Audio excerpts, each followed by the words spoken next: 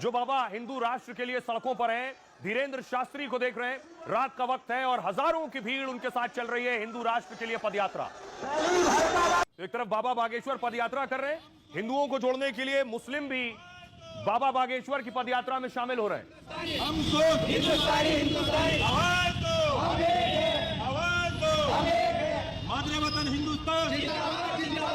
दूसरी तरफ बाबा बागेश्वर अपनी यात्रा में शपथ दिला रहे हैं और उनकी यात्रा में बुलडोजर नजर आ रहे हैं। बाबा बागेश्वर की यात्रा में शामिल होने आज पहुंचे अनिरुद्धाचार्य और शपथ भी दिलाई। शपथ लेते हैं भारत को हिंदू राष्ट्र बनाकर रहेंगे। हम देखिए दूसरी तरफ बाबा बागेश्वर का विरोध शुरू हो गया है।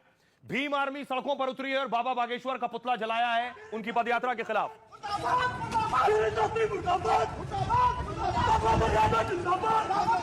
और देखिए बाबा बागेश्वर के विरोध में बड़ी भीड़ जुटी थी भीम आर्मी की। सड़कों पर उतरी पुलिस ने वाटर कैनन का इस्तेमाल किया, लोगों को खदेड़ा है। प्रशासन यहाँ पर जो है जो स्थिति पैदा हुई है क्या उसको रोक पाएगा? आप देख सकते हैं यहाँ पर पूरे जिले की पुलिस यहाँ पर पहुंची है और फायर ब्रिगेड की मशीन भी चालू हो चुकी है यहाँ पर। अब देखिए जरा कि आखिर विरोध क्यों हो रहा है बाबा बागेश्वर की यात्रा का। बाबा बागेश्वर दिल्ली से वृंदावन तक यात्रा निकाल रहे हैं, लेकिन मध्य प्रदेश के दतिया में धीरेंद्र शास्त्री का विरोध हुआ क्योंकि बाबा बागेश्वर जातिवाद से ऊपर उठने की बात कर रहे हैं। भीम आर्मी इसे अपने विरोध के तौर पर देखता है। इसी वजह से भीम आर्मी ने विरोध मार्च निकाला और चौराहे पर बाबा बागेश्वर का पुतला जलाया। हिंदू संगठन लगातार हिंदुत्व के पक्ष में खड़े हैं, सनातन एकता यात्रा का समर्थन कर रहे हैं। ऐसे में बाबा का पुतला जलाने के बाद हिंदू संगठन भड़क गए और फिर दोनों पक्षों में झड़प हुई और पथराव भी हुआ। झड़प में कई लोग घायल हो गए हैं। फिर पुलिस ने लाठीचार्ज किया, पुलिस ने प्रदर्शनकारियों को लठियाया है। इसके बाद आरोपियों को हिरासत में भी लिया गया, लेकिन थाने से लौटते वक्त फिर दोनों पक्ष आपस में भिड़ गए। भीम आर्मी अब भी बाबा बागेश्वर का विरोध कर रही है। ऐसे में स्थिति न बिगड़े इसलिए भारी पुलिस बल की तैनाती की गई है। आइए आपको सुनवाता हूं, सुनिए जरा क्या कह रहे हैं लोग। भाग्य से राजपूत और सौभाग्य से हिंदू हूँ और चंद्रशेखर रावण जैसे लोगों को अगर ये लगता है कि वो बाबा बागेश्वर की यात्रा रोक देंगे तो मैं कहता हूँ एक बार आ जाएं सड़कों पर, देख लेंगे किसकी कितनी संख्या भारी है और हमने दिखाया भी है। दूसरी तरफ यात्रा में शामिल होने की भी तैयारी है, वहीं यात्रा भी निकल रही है।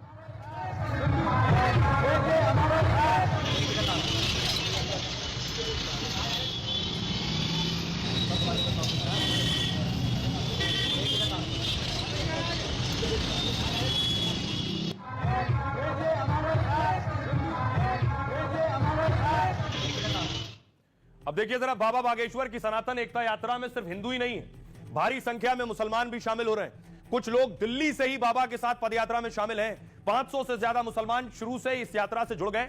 वहीं कुछ लोग उत्तर प्रदेश के अलग अलग हिस्सों से भी जुड़ रहे हैं। आज मुजफ्फरनगर से कई मुसलमान रवाना हुए और बाबा बागेश्वर की यात्रा में शामिल होने के लिए निकले। पसमानदा मुस्लिम संगठन इस यात्रा का समर्थन कर रहा है और बाबा के साथ वृंदावन तक यात्रा में जुड़ रहा है। दरअसल बाबा बागेश्वर ने पहले भी यह बात कही थी कि यह पद यात्रा मुसलमानों के खिलाफ नहीं है, बल्कि इसका मकसद हिंदुओं को एक करना है जो समाज में जाति वर्ग के नाम पर बटा हुआ है। धीरेंद्र शास्त्री ने कहा कि जब तक देशवासी बटे रहेंगे तब तक देश अखंड और मजबूत नहीं हो सकता है।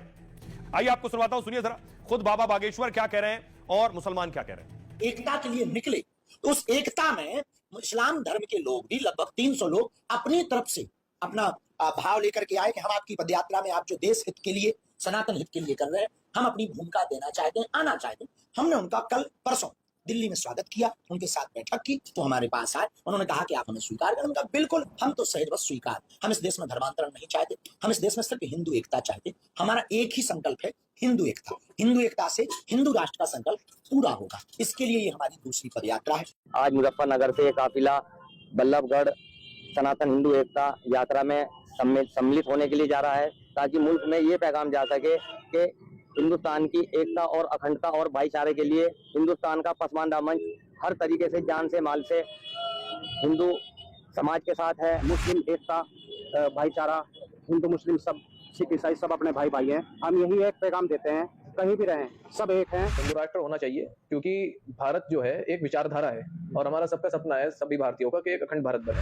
राष्ट्र बना रहे हैं आप, उसमें कोई प्रॉब्लम थोड़ी है राष्ट्र बनाने में, पर ये सब जो भी सिख हिंदू मुस्लिम ईसाई सब प्यार मोहब्बत से रहे। मेरा मुल्क तरक्की करेगा तो हम तो इसमें साथ देगा, कोई दिक्कत नहीं है, हमें कोई एतराज नहीं है। एक साथ लेके चलेंगे तो देश चलेगा, चाहे हिंदू हो या मुस्लिम हो। हिंदुस्तान सभी का, हिंदू का भी है, मुसलमान का भी है, ईसाइयों का भी है, सिखों का भी है।